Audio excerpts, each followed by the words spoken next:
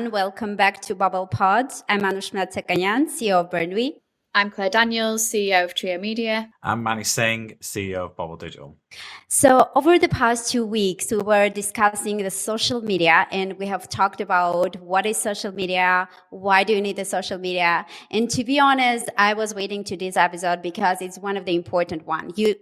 It's a how, because you can know what is social media. Everybody knows it. And sometimes you're using for your personal reasons. You know, why do you need that? But sometimes you are struggling to understand how to use it and how to get benefit from it. So this episode, you will learn a lot of useful information, and maybe you can get started very quickly.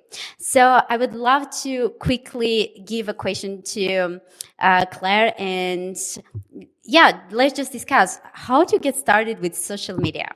Great question. So the key thing is obviously understanding where your target audience are. You know, who are my target audience for my product, service, whatever it is that I'm trying to promote, and where are they spending their time? Because really, it can be an investment of your own time to spend on social media. And I think for a lot of smaller business owners, that can often be the struggle is, I don't have the time for social media. It seems like a minefield to overcome. So it's really about breaking it down into, if you are looking to get started, pick a channel to begin with and start learning about that channel. Watch it, spend time on it, see what's working for other people. Follow accounts that you would like to be like and take inspiration from them. You know, social media has been around long enough that actually it's no longer a place where there's going to be any real unique ideas, you know, and everything is regurgitating things someone else has done or following the algorithms and pleasing the algorithms. So it really is about doing stuff that's tried and tested and that has worked before. So yeah, really just understanding that channel that you want to focus on. The next thing then is just to get started with creating content. I'm sure I will have said this on the podcast before, but one of our little phrases is document, don't create.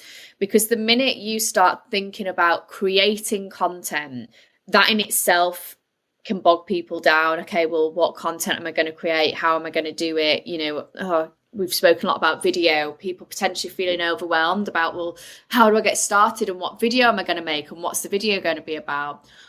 This just gets in the way of you actually creating content.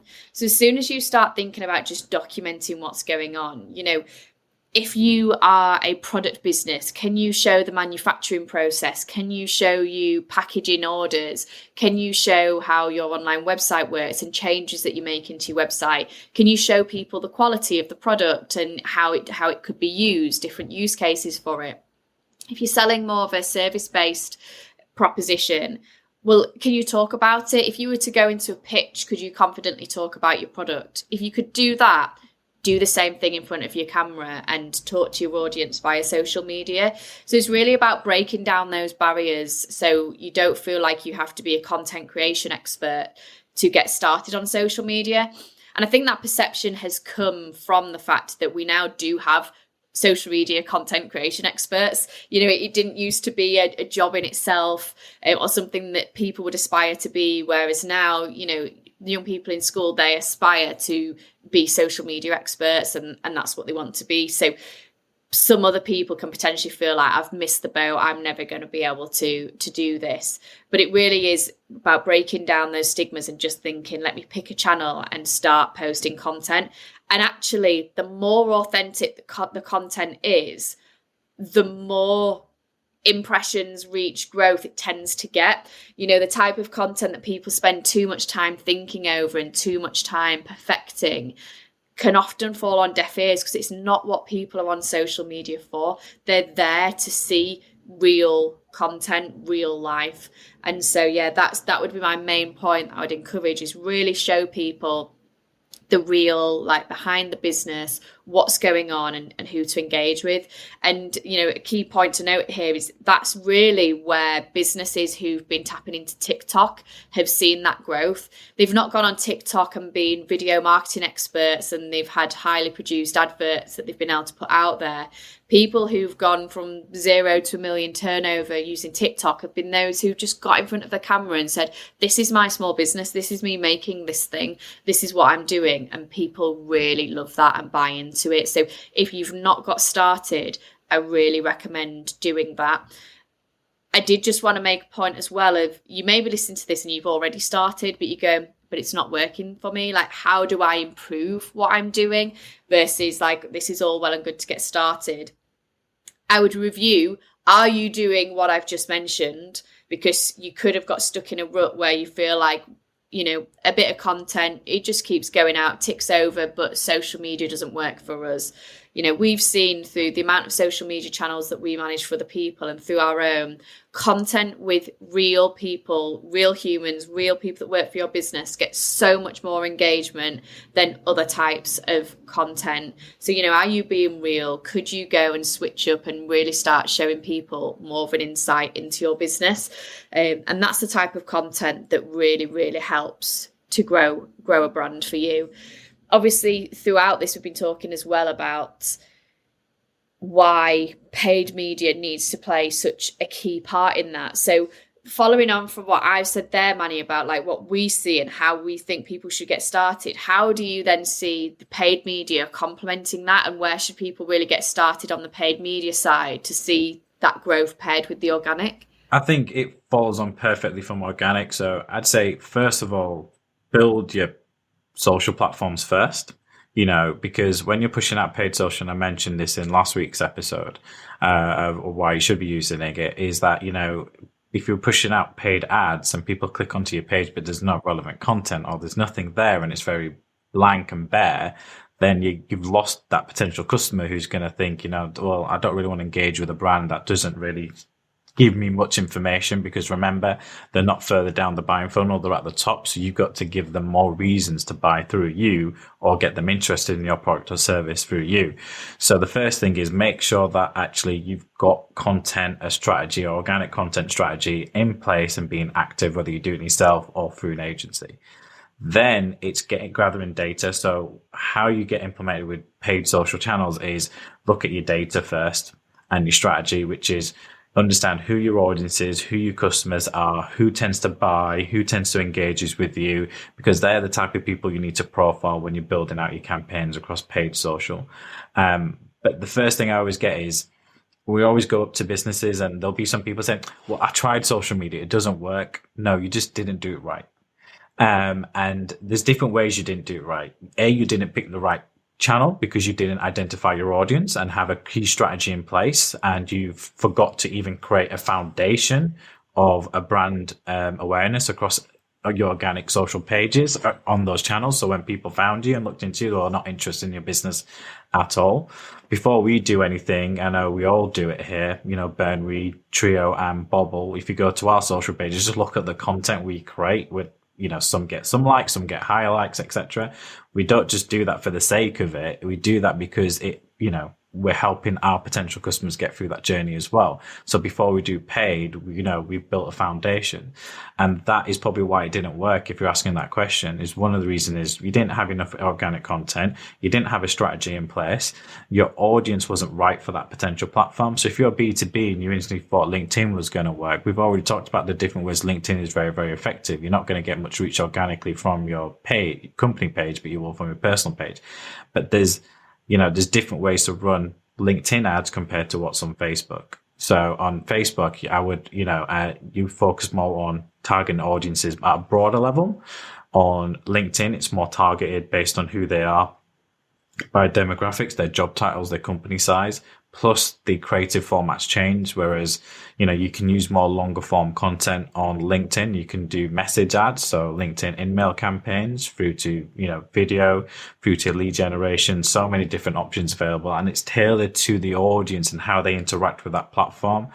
So before you begin to explore, try really understand who your audience is, because knowing your audience is key. Because when you get into building your campaigns, whether that's in LinkedIn Campaign Manager or Facebook Business Manager, the first step is campaign objective. What do you want to achieve from that campaign?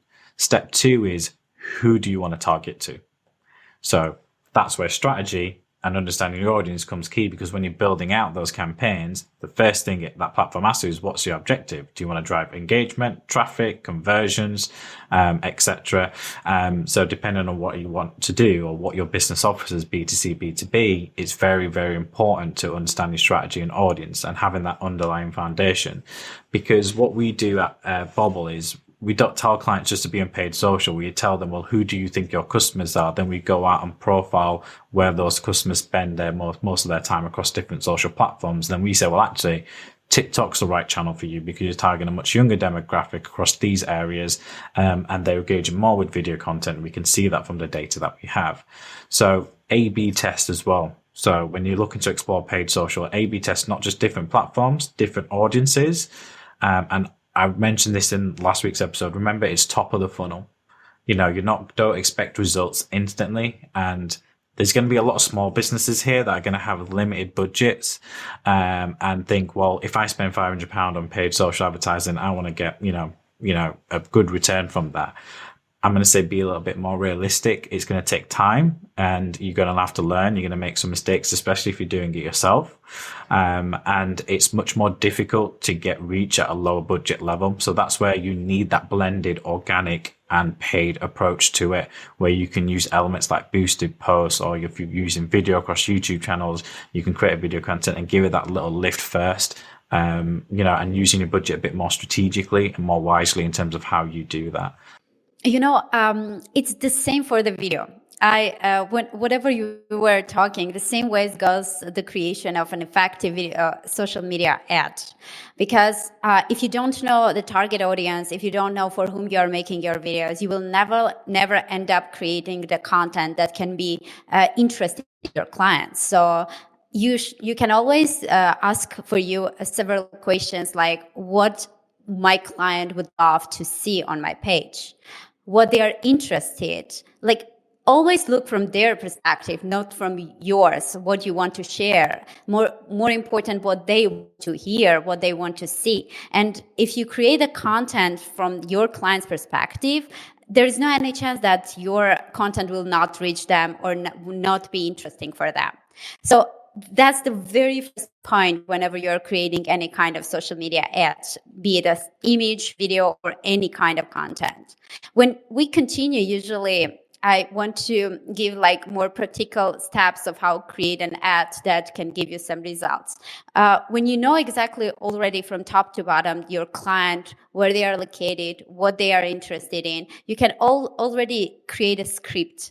Don't start by just producing a video. Start with scripting your video. Start understanding how you're going to start your video, what you're going to talk about, how you're going to end your video. All this scripting is one of the reasons why people how you can easier create a message, and always have a call to action at the end, because when people are interested and watching your video till the end, they need to make any kind of actions. And if you don't push them to make that actions, they can do anything they want. So try to give more kind of practical advice what they can do after watching your video. And that's where actually comes the question of understanding which type and format of the video to create. So do they prefer your target audience? Do they prefer seeing a live person talking? Do they prefer animated characters? Do they prefer the actual production or motion graphics? When you understand your audience, you can understand already what would be interesting for them. Create the actual script only when you know all these steps. Start thinking about who could be the best narrator for your video. Do you want a narrator, or you want just the messages to pop up in the video? Create a storyboard based on that. Before creating your actual production, understand the visual creation of what would be visually presented in the video, and then start the production process. And when you finish the production, following all these steps, you will be surprised that it will be really helpful for your clients. It will be helpful for them to understand your product and understand how this product could be beneficial for them. And I totally agree with Manny. Always do an A/B testing, because you can't guess.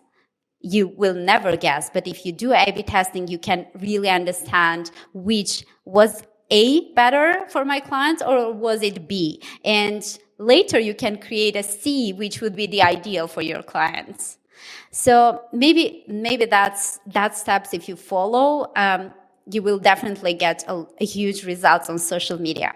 I think that's where measurement comes into it. You just mentioned is like, creating different messages. That's where within platforms and know how to explore the different paid social, there's so many KPIs and measurement tools within that. So you can look at impressions, video views, that particular percentages. You look and look at click-through rate. So look at the data and the measurement elements within the platforms like Facebook Business Manager, like LinkedIn Campaign Manager, because that will tell you what content's working or not to your ideal audience. I'll let you know based on whether you're getting high impressions or high click-through rate or high engagement rate or high, number of comments, likes or shares on that video, or whether that's actually transferring to quality traffic to the website where you're actually able to see through analytics, measurable revenue from sales and elements. So those kind of statistics let you know when you're A/B testing what content's working, what content's not working, how to adapt. Thanks, everyone. I hope this episode was really helpful for you.